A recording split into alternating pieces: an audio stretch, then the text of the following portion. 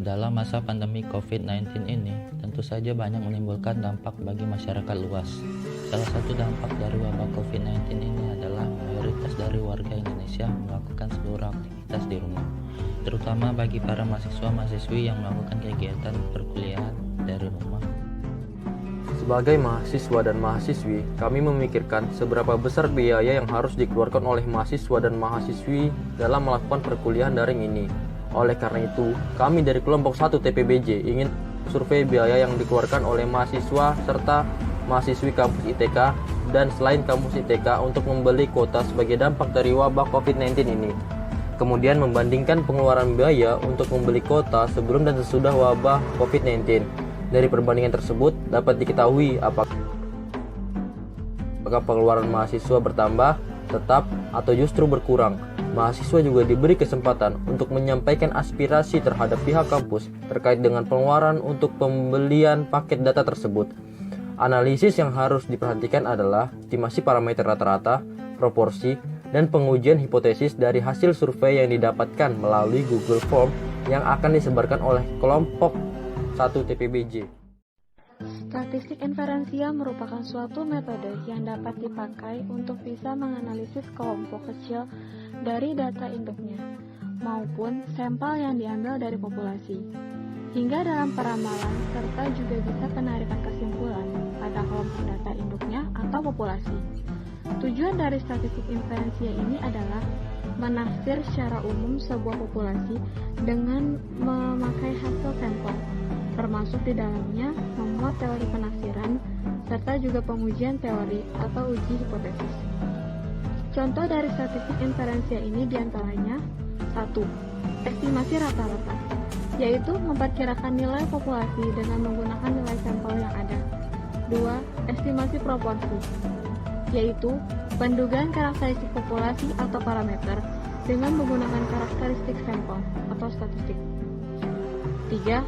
Uji hipotesis adalah cabang ilmu statistika inferensial yang digunakan untuk menguji kebenaran suatu pernyataan secara statistik dan menarik kesimpulan apakah menerima atau menolak pernyataan tersebut.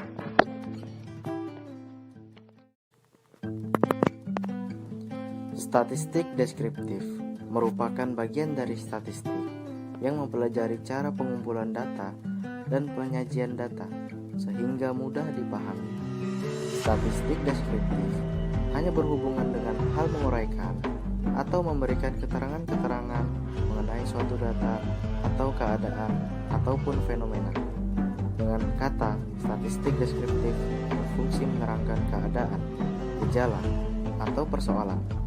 Contoh dari statistik deskriptif ini ialah: yang pertama, mean. Mean adalah nilai rata-rata dari beberapa buah data. Nilai mean dapat ditentukan dengan membagi jumlah data dengan banyaknya data. Yang kedua, median. Median adalah suatu nilai yang membagi data menjadi dua bagian yang sama banyaknya setelah data tersebut diurutkan dari yang terkecil hingga yang terbesar. Modus. Modus merupakan nilai data yang paling sering muncul atau nilai data yang punya frekuensi terbesar. Populasi pada penelitian yang dilakukan adalah mahasiswa Institut Teknologi Kalimantan dan mahasiswa di luar Institut Teknologi Kalimantan dengan jumlah populasi sebanyak 180 orang untuk mahasiswa di dalam Institut Teknologi Kalimantan dan 140 orang untuk mahasiswa di luar Institut Teknologi Kalimantan. Data penelitian yang diambil menggunakan teknik sampling simple random sampling. Berikut penjabaran teknik simple random sampling yang digunakan untuk mendapatkan sampel sebanyak 320 mahasiswa. Yang pertama, setelah mendapatkan responden dari Google Form, kami memisahkan filter untuk memisahkan dua populasi yang ada. Populasinya terdiri dari mahasiswa di dalam Institut Teknologi Kalimantan sebanyak 180 orang dan untuk mahasiswa di luar Institut Teknologi Kalimantan sebanyak 140 orang. Yang kedua, setelah itu dengan menggunakan ketelitian 5%, jumlah sampel yang harus diteliti untuk populasi 1 sebanyak 119 orang dan untuk populasi 2 sebanyak 100 orang. Jadi, di antara 180 orang di populasi pertama, sampel yang diambil adalah 119 orang, sedangkan di antara 140 orang di populasi kedua, sampel yang diambil adalah 100 orang. Yang ketiga, untuk menentukan siapakah 119 dan 100 orang tersebut, kami menggunakan formula Rand-Between. Satu jumlah sampel yang harus diambil. Hal tersebut berlaku untuk masing-masing populasi. Yang terakhir, setelah kami tekan enter, maka akan langsung menampilkan 119 angka acak dari rank 1 hingga 180 dan 100 angka acak dari 1 hingga 140. Angka tersebut harus kami copy terlebih dahulu di tabel baru dikarenakan angkanya akan terus berubah di setiap kami menekan enter. Setelah angka-angka tersebut kami paste, kami selanjutnya memasukkan data responden berdasarkan angka-angka acak yang ditampilkan tadi, dan responden tersebutlah yang akan kami teliti datanya.